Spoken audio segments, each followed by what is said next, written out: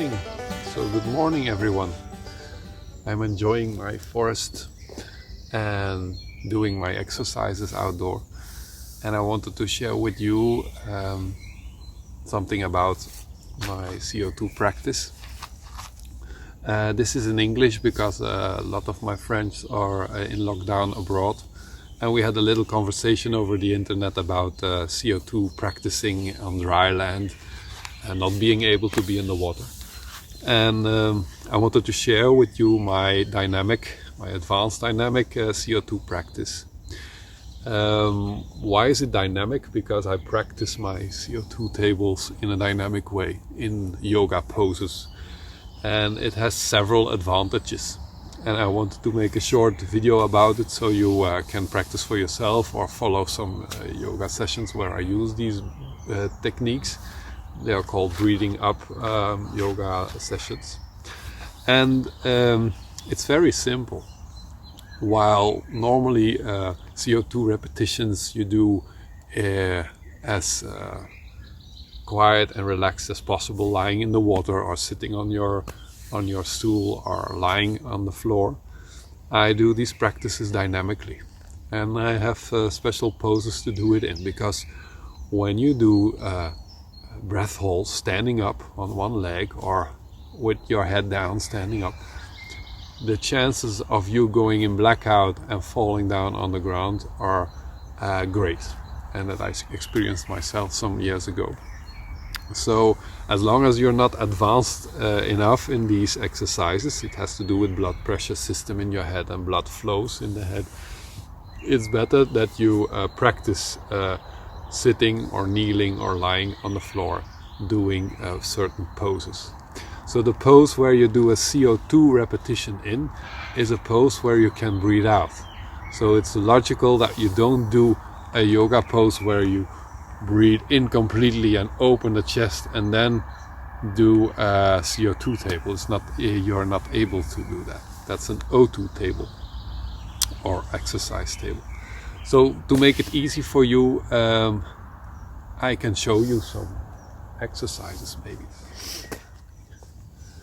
So the first thing I do is going for some exercises that open my chest. And these are exercises you can find on the internet. There's a lot of yoga video stuff out there. Everybody is doing yoga these days. So everybody should know some exercise to open up his chest. Like exercises where you go side by side, or where you stretch out the front of the chest. These are all good exercises.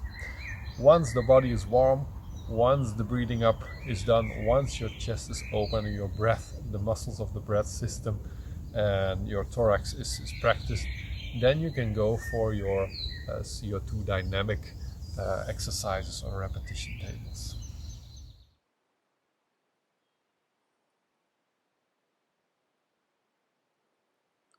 So you stand up straight, and first you do the movement that you want to do your repetition in. So your nervous system get used to the movement. So you do first a few movements in the exercise that you want to practice. And after that you start practicing your repetitions, your CO2 repetitions. So in the next few shots you will see me doing a longer breath hold, like 15 seconds or 20 seconds or 10 seconds as you are able to, and you hold until you need to breathe or you need to feel the urge to breathe. And remember, you have to do this for 8 more times, so don't stay too long in the repetition or in the exercise with the lungs empty.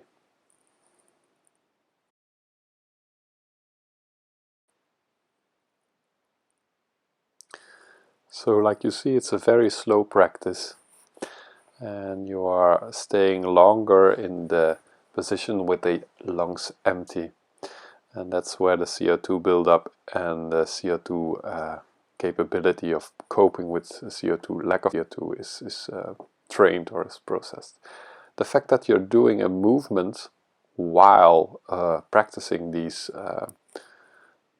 retentions is building up more capability in the body of coping with this CO2. Another practice is compensation. When you do these intense exercises, you have to compensate. And normally I only do 2 of these reps in one yoga session. I will give you the link to a yoga class where there are 2 CO2 sessions incorporated. And here I only show you the retentions. This is a compensating movement where I get my body to compensate the lack of CO2 and get my levels of oxygen in the blood on the rise again. So another heavier way of doing the repetition is downward dog, as you see me doing here. And you do the breath hold when you're upside down, so your head is lower than your heart, what's giving a rush from blood to the head. So my blood pressure system and my vascular system is trained towards the head, and it's a much more intense way of practicing than just lying still in the water. The opposite position is a breathing in position. This is a breathing in that I do very slowly to be able to process as much as possible oxygen in my lungs, and then you go in the retention again for 10 or 8 or 15 or maybe 20, I don't know what your level is, seconds. And also this is a rep I do for 8 times, so it's a dynamic rep, it's a heavier one. The more you get upside down and in powerhouse positions, the intenser the practice is. But you have to imagine when you're swimming under the water, like 50 meters or 25 or 100 meters, your blood is getting into an acidic state because of the CO2. So this is like an exercise to train that, and you can train it easily on dry land.